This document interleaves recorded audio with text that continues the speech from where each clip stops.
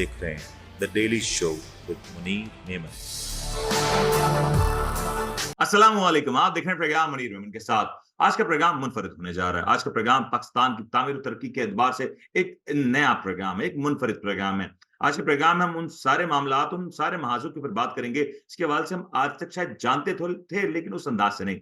आज हम बात करेंगे कि पाकिस्तान और चाइना का ताल्लुक कैसा है। आज हम बात करेंगे कि पाक-चीन दोस्ती की जो मिसालें दी जाती हैं, वो दरअसल कितनी हकीकत पर मबनी है और सी-पैक पाकिस्तान और चाइना के दरमियान कितना ही इम्पोर्टेंट मरहला है, कि कितना बड़ा प्रोजेक्ट है। एसआईएफसी के क़याम के बाद दीगर मामलात के साथ-साथ पाकिस्तान और चाइना के जो ताल्लुकात हैं, वो एक नए मोड़ पे आ चुके हैं। पाकिस्तान-चाइना का रिलेशन कितना इम्पोर्टेंट है और इसके साथ-साथ आलमी अमन-ओ-अमान की सूरत-ए-हाल, उसके ऊपर भी बात करें। कुछ ऐसे मामलात के ऊपर बात करेंगे जो शायद आज से पहले आपको पाकिस्तानी मीडिया पे देखने को कभी ना मिले हों। आज हमारा प्रोग्राम यकीनी तौर पे मुनफरिद भी होने जा रहा है, लेकिन एक माज़रत, आज का प्रोग्राम इंग्लिश में होगा। आज हमारे साथ कुछ ऐसे दोस्त जुड़ेंगे, जिनके साथ गुफ्तगू करने के लिए हमें अंग्रेज़ी ज़बान का इस्तेमाल करना पड़ेगा। तो उम्मीद करते हैं आपको आज का प्रोग्राम पसंद आएगा।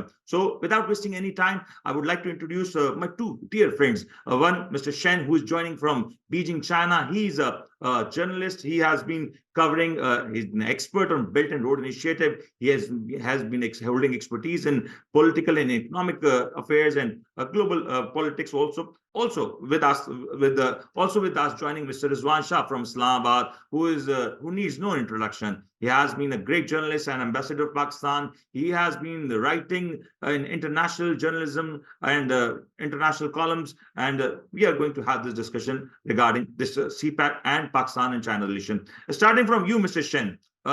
First of all, welcome to you. Thank you. Thank you. Great to be here. Mr. Shen, just let us know what is the Chinese recipe of success. What is the mantra behind it? Because we have seen Chinese evolving every day, every time, and every time we see China, they are on the new heights. And really, you need great congratulations for that. Thank you. Thank you. And as you mentioned about the China's success, I think the key issue is about the leadership. It's not only the leadership in the central government level, but also at the local level. Because I have traveled to many areas, like to the township and to the village, and the leadership they have the implementation of this kind of policies from the central level to the township level to the grassroots areas, and also about the leadership in the economic development, especially like for the special economic zones. Those people in charge of the economic affairs, they have the strong leadership to attract foreign direct investment and also big enterprises to have some direct investments in the local level and to create more jobs to bring the benefits to the locals, and also the leadership about the public servant and also about the leadership in those enterprises. So for leadership, it's one of the main success for China's success for so far, especially in terms of the policy implementation and also about the economic development. But Mr. Shen, as you said, leadership is the mantra behind this Chinese success. Do you see the Chinese political model, the way Chinese have this government model, that really helps China to build along those lines? And we have seen that China also suffers from many different things. We have seen COVID, how beautifully China has battled the situation out, and without any doubt, China has regained its position, which without any surprise, which was meant to be there. Yes, in terms of the governance, especially from the central and the local level, the leadership has proved to be very efficient and also with strong discipline and regulation. Because yesterday I talked with some of my friends who has worked at the local level.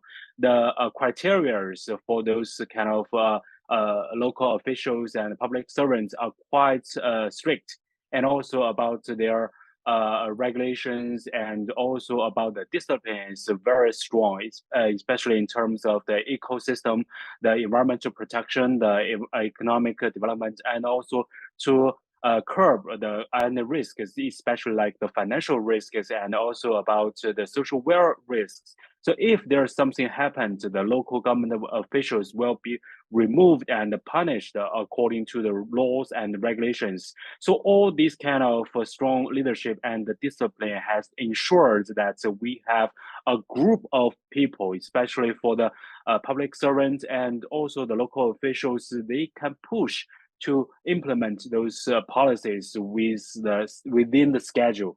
So that's why you can see from the local level to the up to the top, the central level, you see how fast the policy are implemented and how fast those plans were implemented. So that is because of the leadership and also a strong regulation body and also about a strong discipline. Rightly, Mr. Shah, that what Mr. Shen has been saying, that all the policy matters, they just trickle down from upward to lower, and then the communication is always two-way. But unfortunately, not here to criticize, but most of the Pakistani areas are not having that local government system, or either we are not ready to share power. As Mr. Shen also said that there is a strong legal system, there are regulations being implemented. But right now, what we see, that is what we are lacking, and we can learn this from China. Yes, I think in terms of the governance and also especially from the township level, there are a lot of mechanism between China and Pakistan and from the government officials and also from party to party exchange. I think this kind of mutual learning is quite essential. Actually, from Chinese side, we also need to learn something from the Pakistan side about the local autonomy and how the local situation works. And so as long as you combine the Chinese experience and what lessons we have learned in terms of the government, this kind of governance, and also about the policy implementation, and that will improve the local governance in both sides. So I Yes, think it's a mutual learning process. it's mutual learning. Mr. Rizwan, what Mr. Shen has been added, I want your take on that, because you know the Pakistani political system very well, and also how Pakistani local government system has evolved over the years, because we do not see the local government structure anywhere in Pakistan. Bismillahirrahmanirrahim. Thank you very much, and I'm very happy that I'm part of this program. My brother Shen is here, so he has honored us for, by his participation. Well, my take is very straight. My take is that under the legacy of President Xi, China has emerged one of the most advanced, one of the most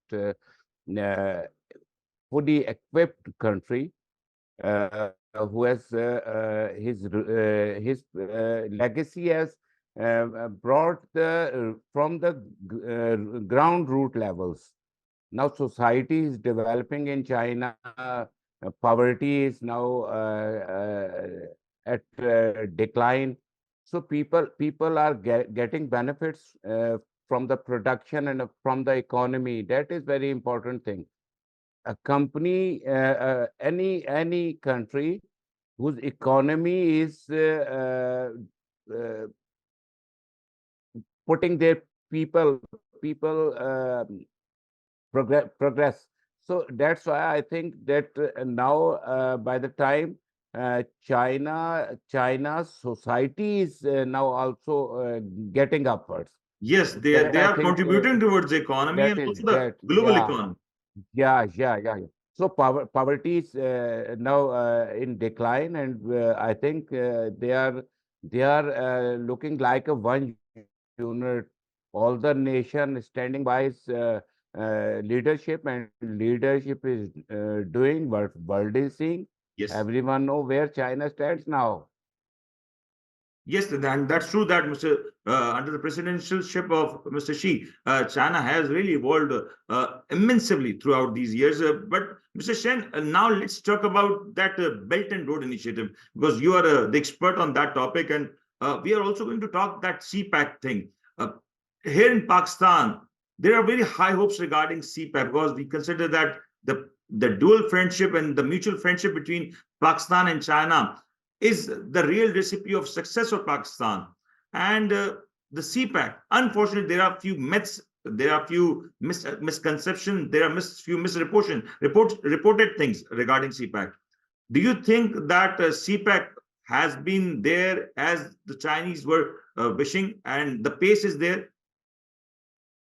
Yes, regarding for the CPAC, gladly we have seen the first one has made a lot of achievements, especially in terms of the connectivity, which is one of the core elements in the BRI, the connectivity to bridge the gaps of the development, and also like the infrastructure, for example, the Gwadar port, and also about the highways in Pakistan, and also about those hydropower and the coal-fired power plants in Pakistan has made people have the electricity in the night, and students can continue their study during the nighttime because they have the lights, the electricity, and the people they can make the clean cooking. They don't need to burn any coals for cooking, and this is good, very good for the environment.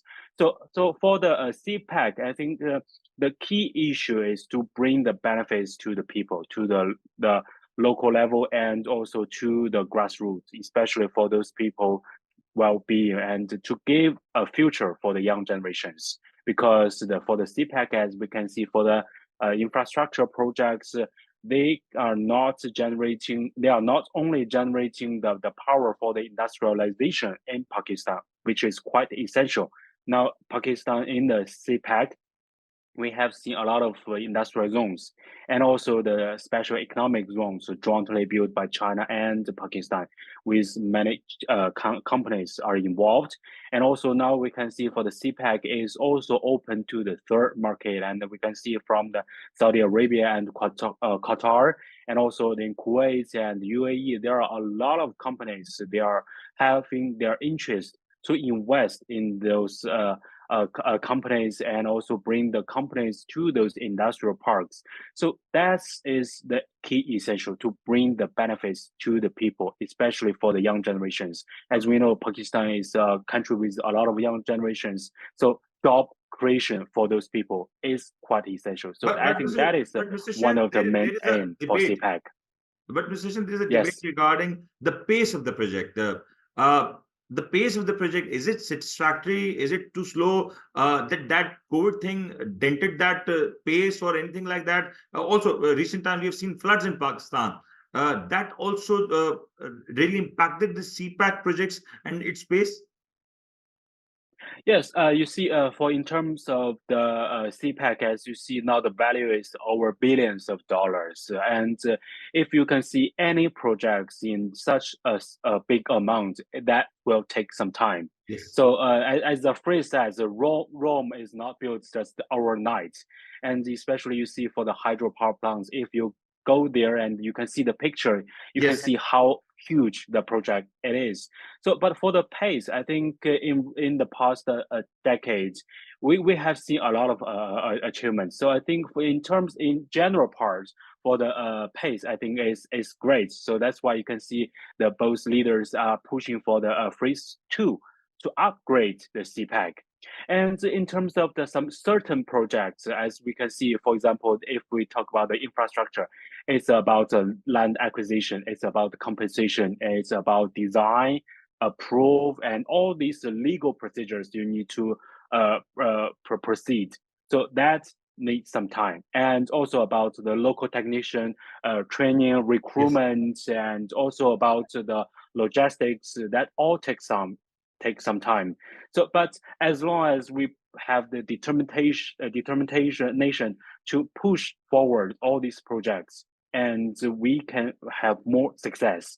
And that's why in the phase 2, we have more mechanism to have some early planning. And so then we can have a faster and more smooth implementation during this kind of phase 2 of the CPAC. Great, but there are a few more misconceptions regarding that. That CPAC got a bit slowed during the previous government in Pakistan, or there were any security issues. Have you ever thought, or any of what the Chinese version regarding that CPAC pace and its security and safety precautions, and how the previous government and the current government has treated it? I think for the political issue is one thing, because if we can see some shift of the government, especially like in the ministers and the person in charge there, if there's some shift there, they need to, the predecessors and also their incoming officials, they need to know the situation. They need some briefings. So that is a technical issue for this kind of implementation part. And the other issue is about the finance issue, because if we see the shift of the government in the past few years, and of course for the financial payment, and also about the these kind of issues certainly will have some impact on the project. But fortunately, now we can see with the with a well-trained technicians, and also now we can see increasing numbers of Pakistani technicians are joining in the projects. So that is a good sign for those projects. So you see for I know for the Gwadar port, there's a airplane, so that will complete in advance. So Yes. you see the pace is faster. Yes. And as we anticipate that the project goes on, the pace is going to get better and better. Mr. Rizwan, I want your take on that, because you know how CPAC thing is important for Pakistan, and how Mr. Shen has rightly pointed out that when the government changes, it really kind of slow down the pace, because there are change of faces, there are change of personnel, there are change of ministers, and that really takes some time to get settled. Well, in my view, CPAC is so beautifully designed and so mega project that small things doesn't affect it. And CPAC is a game changer, no doubt. And it is so beautifully designed that when it will be completed, it will enhance the people of Pakistan also. Benefits of CPAC is not benefit for China, it's also benefits for the country where every road and belt project is going. For example, now China is linking Europe, now China is linking Asia. So CPAC has a very, very high capacity. So I don't think that change of any government or And probably delays these are the can part and affect. parcel of mega project, and most of these things are happens in all the such kind of big projects. In a short line, if I describe, CPAC is a global project. It's a global project, rightly so, because it's a part of Belt and Road Initiative, and CPAC, without CPAC, or with the no CPAC, or with the limited CPAC, definitely it's not going to be there. But Mr. Shen, I want your take, because yes, Mr. Rizwan, you want to add something? Yeah, I want to add something.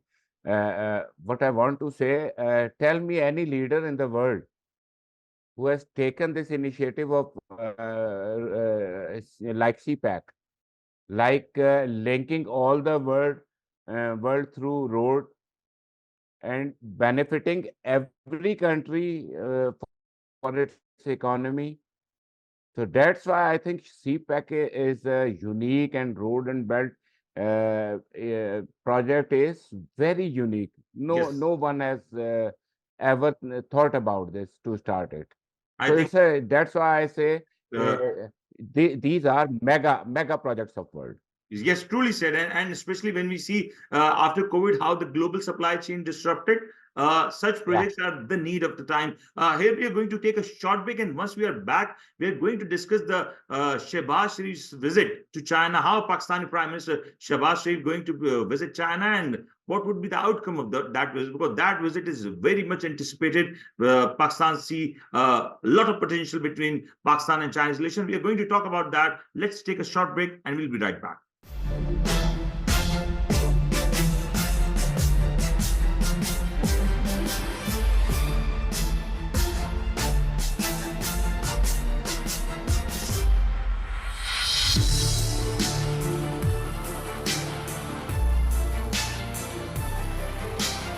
आप देख रहे हैं the daily show with Munir Memon.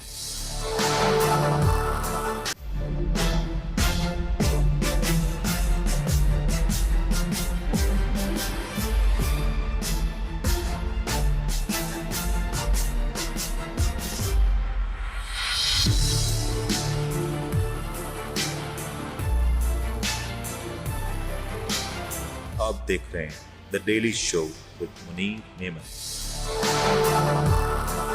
Welcome back. We are going to discuss how Pakistani Prime Minister Mr. Shehbaz Sharif is going to visit China. His visit to Beijing would be an essential visit because right now what we see that Pakistan's economy is a big challenge. We have issues with IMF. There is a lot of pressure of implementing new taxes over the people of Pakistan. And right now what Pakistan needs is trade. What Pakistan needed is good friends helping out Pakistan. And China has been helping out Pakistan over the years. But not right now, Shehbaz Sharif visit to China, that would be essential. What are the key points of that visit and how this visit is going to help both the countries, especially Pakistan, rightly so? Mr. Shen, how do you see Shehbaz Sharif visit to China? Previously, Nawaz Sharif also visited China, that for probably a private reason, but we also know that when these people come to China, there are always some important exchange of information. Yes. So far, the visit is not announced yet from the Chinese side, and recently for the Pakistani deputy prime minister and the foreign minister's visit, and he, in the talks with the Chinese top diplomats Wang Yi, we both sides discussed about the phase 2 of the CPEC, and especially for the details designs. We reviewed the achievements achieved in the phase 1 of the CPEC. So the phase 2 of the CPEC will be the top priority in this regard, especially about the infrastructure implementation and about the design and also about the security issue, both in the CPEC and all in the regional affairs, like to have this kind of counterterrorism cooperation to make the security for this region, because the security is a kind of foundation for a sound development. And also for the people-to-people exchange were discussed in the recent talks, especially to have this land link. We know there is only one land pass between China and Pakistan. Is near the Karakoram highway. So that's port is a seasonal open one, and both sides will cooperate together to make it a 1 year open. And so that will be a big push for the cross-border trade, especially for the land link. And also, as you can see, for the western part of China, the Xinjiang, which is also bordering Pakistan, there are a lot of there are increasing investments in the railway links, and hopefully that will help to boost the China-Pakistan land trade also. And also, I think for the direct flights and also the visa facilitations will also be discussed to have more people-to-people exchange and to have more Pakistan young generations to come to China, and also for Chinese side to Pakistan for the economic and also for the academic research areas. So those areas will be top of the priority and to strengthen the China-Pakistan brotherhood in the new era. And you pointed out that there is a little concern regarding security and terrorism. How do China see that thing? Because we've seen Pakistan has been battling this out for years and years, and now things are pretty much settled. But still, there is a sense of safety and security. Does this impact the CPAC thing or these big projects? I think for China and Pakistan, we have both suffered from this kind of threats of the terrorism, and we are all the victims. So that's why we have a common stance that China and Pakistan are jointly with to work with the international partners to against this kind of terrorism. And for the CPEC issue, so it is kind of reflected Chinese development philosophy, the global development initiative. That is through this kind of development that will bring benefits to the local people and to bring prosperity to a country, and that will eradicate the roots for those kind of terrorism or any security risk and also these kind of threats.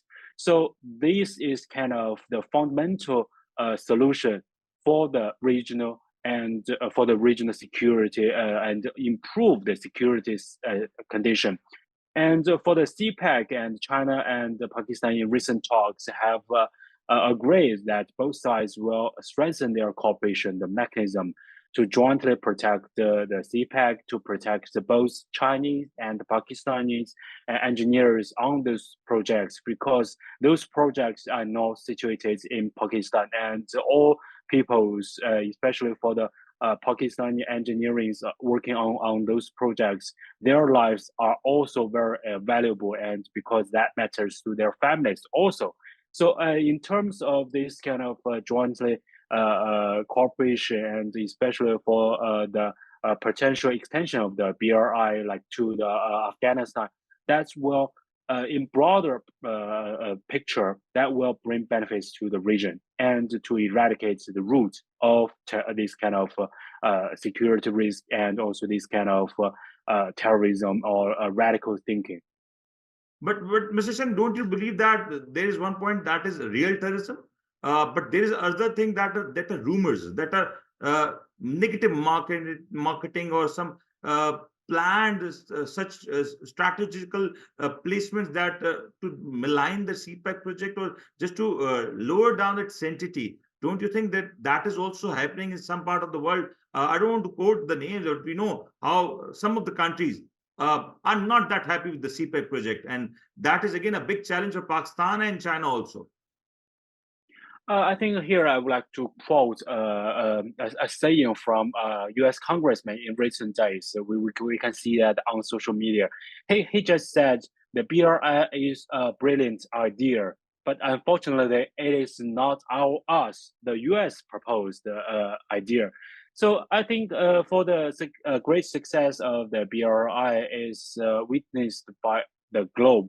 That's why you can see for the UN General Assembly, and also for all the many UN documents, they have enshrined the BRI cooperation, and also the Global Development Initiative, which Pakistan also joined in their documents. So that reflects the people's desire for development, for the well-being, for good development, both for their personal, for their family, and for their country. So in facing of these risks, I want to tell those friends that we can join to work together, to be partners, not enemies, because development will benefit all. Then the confrontation doesn't bring any good results for this region. That would be great, because as we know that CPEC is a global project, and it's for the betterment of mankind and the entire humanity. Mr. Rizwan, as we talk about the CPEC, we all know that Pakistan faced terrible backlash, and we see terrible kind of terrorism attempts being made in Balochistan just to undermine the CPEC thing. We have seen people like Kulbhushan. We have seen people like many. I don't want to quote the names, but we know how the Indian lobby and others are working on just to damage the CPEC thing, or their efforts to just undermine that the Balochistan or Pakistan is not safe for such big projects. Mr. Rizwan. My later statement will make you on a different mode. I think those who keep a diamond know how to defend it, how to keep it, and how to save it. So security measures and our defense institutions, our army chief, there are Asim Munir, and our government, all are working on security issues of CPEC. There is no doubt. So always enemies are after us, but we are after our economy, we are after friendship, we are after grand projects. So I don't think anybody will compromise on their economy and CPEC projects. So I don't think this happens. No issues. Let them come. We will defend them. As Mr. Sen also said, I want your take, Mr. Rizwan, that if the other global players who join this project, it's not only a win-win situation of Pakistan and China only, it's going to benefit the others also. But somehow we see there is resistance, they are reluctant, or they are not even ready for it. As previous, I told you that it's a mega project. Basically, it suits all the world, all countries, all nations, all leaders. So it's so beautiful designed. BRI project is that it suits every country. It Yes. suits every nation. It suits every civilization. That's why the enemy are so frustrated. They are seeing that it is joining the world, it is joining the world trade.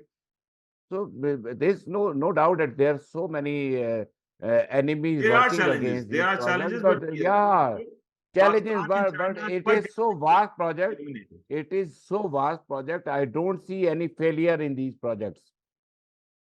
Yes, that's true, and especially when CPEC and BRI already has completed phase one, and yeah, now we are entering in the phase two. Mr. Shen, talking about the terrorism and all those things, and talking about the myths, we are also seeing that global peace and global issues are being building up. We've seen Russia, Ukraine. We have seen what's happening in Palestine. There are also news regarding Taiwan, China. Actually, what is your take on that? Because the global peace is what matters, and especially I want to know how the Taiwan thing is shaping up.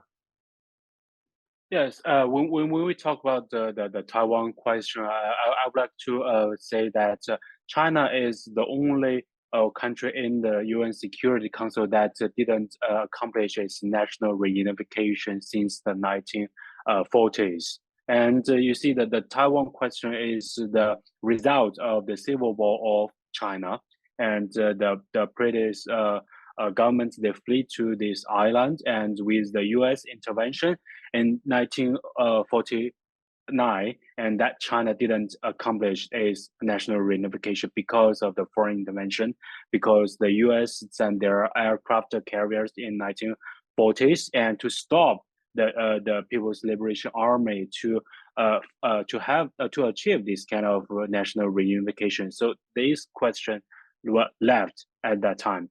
But in the global perspective, that China is a country that covers the mainland and also the Taiwan Islands, as recently the UN has reaffirmed its one China principle, that Taiwan is an integral part of China, and the People's Republic of China government is the sole legitimate government that's representing the whole China, including the mainland and also Taiwan Island. So this is a purely internal issue. It is a result of But we see that US the has foreign been there. intervention. But we see US has been there, and it's continuously passing statements and kind of supporting Taiwan. Don't you think that this could escalate someday, and we might see another global issue or global crisis if such big powers confront each other in that way? I think for the U.S. issue is they have betrayed and broken their promise, and to Chinese side, to the government and to the people, because in the joint community the U.S. clearly said they doesn't support the Taiwan secession forces, and they acknowledge the China's territorial integrity and also their sovereignty. And so this is kind of agreement reached by both sides, and that is also the foundation for the establishment of the diplomatic ties between China and the U.S. in 1979. So that is the foundation. But some politicians in the U.S. they are kind of pushing this kind of this and sending wrong signals to the secession forces in the Taiwan, and to have this kind of provocation to the mainland, to use Taiwan as a pawn, as a chess to against the China's peaceful rise. As China has stated, China pursues its peaceful reunification with the island, and China doesn't give the promise that we will abandon the forces, because of this kind of secession forces are still encouraged by some U.S. politicians. That is the root for the potential the conflicts or something. So that is purely because of the U.S. side. They have sent wrong signals to those kind of secession And forces. you believe Take, that such kind of yeah. provocation can damage the peace talks and the peaceful processes what China has been doing it and trying it over the years? So let's see what happened in the past 10 or 20 years globally, like in some regions. For example, in Africa, the U.S. have encouraged and some weapons to some secession forces, and then you can see the divided country, the Sudan. Sudan has divided into the Sudan in Khartoum and also the South Sudan. So that was encouraged by the U.S. And also you see the recent the Kosovo issue, and it was also led by the NATO and led by the U.S. They have the bombardment and to send the weapons to those kind of secession forces and to undermine those countries' sovereignty. So here in Taiwan is the same. So the U.S. is sending weapons to weaponize these issues, to hype up these kind of tensions. But China hopes to have this kind of peaceful unification because both sides, the people on mainland and island, they have the same identity as Chinese, and they have the same ancestors, they have the same culture, they have the same bond, and even in their customs, their language, and also their the celebrations of these festivals like the New Year, they are all the same. We are the same. We are in the same country, and that is China. So the U.S. Foreign intervention is continuous for 7 decades. So this issue shall not be continued, and the U.S. should stop their provocation and to undermine other countries' sovereignty and territorial integrity. Mr. Chen, briefly, is there any chances or that on the matter of Taiwan that because I've seen some reports, there is a possibility that China and US come eye to eye. Is there any kind of are there any kind of chances?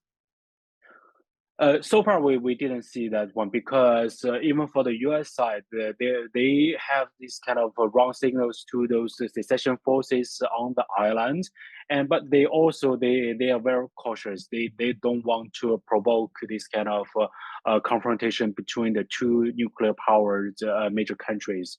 So I think the U.S. should stop this one and to not escalate the tensions, and China will still pursue its peaceful reunification with the island and to accomplish the national reunification.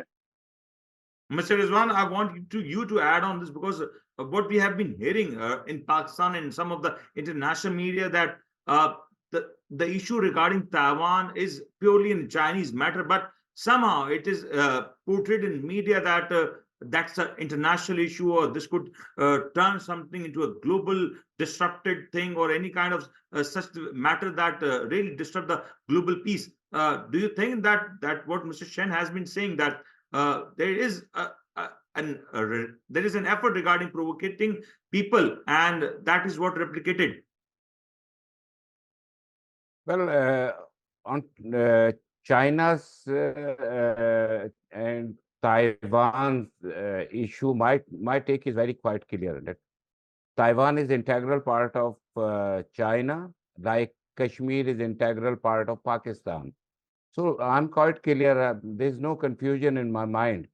My line is clear that Taiwan is integral part of China, and no country has a right to make any conflicts and interfere in any country's political and solidarity matters. So my take is quite clear. Somehow it's been happening, and we see how Kashmir has been treated, how Taiwan right now has been treated, how Palestine has been. Let me clear this.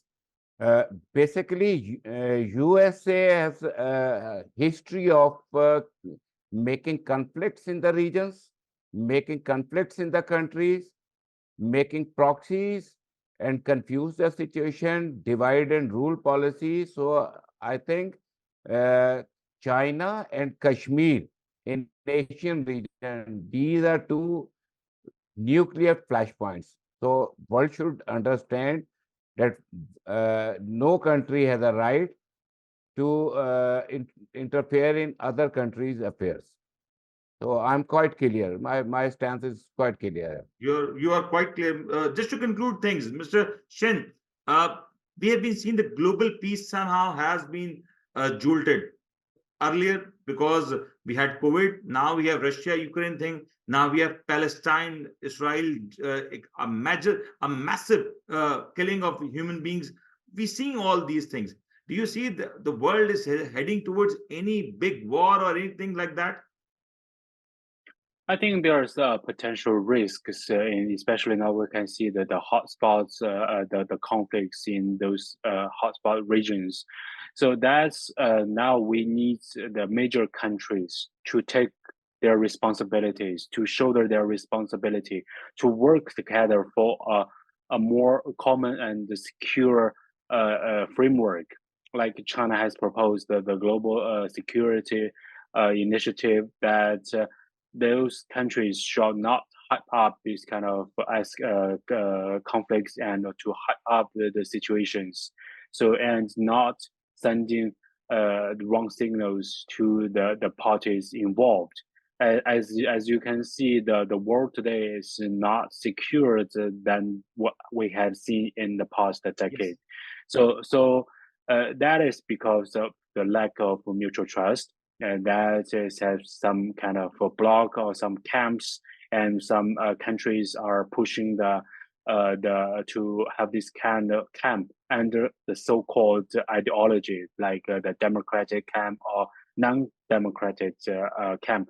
That is not good. That is not the right way to have a global development, global security situation. And we have seen during the past 100 and 200 colonial rule by the West, the divide and the rule has left so many conflicts. Like we can see in Southern Asia, the Kashmir issue. That is the divide and the rule left by the West colonial powers, and the conflicts and the sufferings are still continuous. And for the Israel and the Palestine issue, it is also under this kind of philosophy. So people from the global south have suffered too much from this kind of Western divide and rule, and led them to attack each other and blame each other. So we have suffered enough and enough. So that's the right time to stop that. Especially the Asian region, which we have seen so many things, that Iran, Israel, that we have seen what happened in Afghanistan, what has been happening between Pakistan and India, and how things have been shaping up. But Mr. Rizwan, just to conclude things, uh, the flashpoints, the Kashmir flashpoint, the what you've seen, the Iranian president, how he died, and now what has been happening between Iran and Israel, and what is happening in Palestine, Israel, and what is happening in Russia, Ukraine, and how all these big countries are in a way eye to eye. Do you think there is a possible flash? Is there, and we see some major development which leads to something not so acceptable for any of us? They are conflicting the world and trying to rule the world. That is impossible. World has changed now. World is now a global village. So I don't think countries are supporting this agenda. And second, thank you very much for to Mr. Chen, Brother Chen, who definitely expressed their words for Kashmir. So I'm thankful to you, and realities always prevails, Mr. Munir. Reality prevails. If you close your eyes, you can hide the world or hide from world. So I think conflicts are there, but every country's own conflicts should be remain at their own disposal. Thank you so much, Mr. And Rizwan. Yes. one more thing in the last, I think we have forgotten a very big point about the BRICS. So I want to mention about the BRICS, and I think I request my friend and brother Shen to please say something about BRICS. So I think it's a very important move and very important thing. Yes, Mr. And Shen. also Pakistan is waiting for the membership of BRICS. So hope when you meet your official, you will talk there. and Pakistan and BRICS and this Asian Pakistan is very important. I think you understand. Right, Okay, right. okay, please. Yes, Mr. Shen. Yes, yes. BRICS is a very effective mechanism, especially at today's world. We have this strong mechanism to promote development, to promote peace, and to promote governance for the global international arena. Especially now, we can see the deficit of development, the deficit of security, the deficit of mutual trust. So this the kind of mechanism like the BRICS that have those emerging economies that will bring the momentum for the global development and to have a stronger and collaborative voice for the desire of development, the desire of peace, and the desire of common prosperity. And of course, BRICS is an open platform, and we also open the door to the countries like our brother country from Pakistan, and we can see those BRICS plus cooperation mechanism, and even in the coming days for the membership. That would be a great. In fact, that if that happens, that would be a great news and highlight for Pakistan. But thank you, Mr. Rizwan Shah, joining us from Islamabad, Pakistan, and Mr. Shen joining us from Beijing, China. Thank you, gentlemen, for your time and really valuable inputs. And really, it was a great discussion to have that how CPAC has been a great part and of that BR and how the BR has been shaping up, how these projects are integral for the entire globe because no country is left out in such projects, and especially the we talked on how the fault lines right now are activated, and these fault lines, the global fault lines, are activated in such a way, and if they are not treated well, like Kashmir, Taiwan, Russia, Ukraine, Palestine, this could lead to something disastrous. And right now, the world really does not have the capacity to hold such kind of events. Thank you so much. Right now, it's time for me to sign out. Thank you. Allah Hafiz.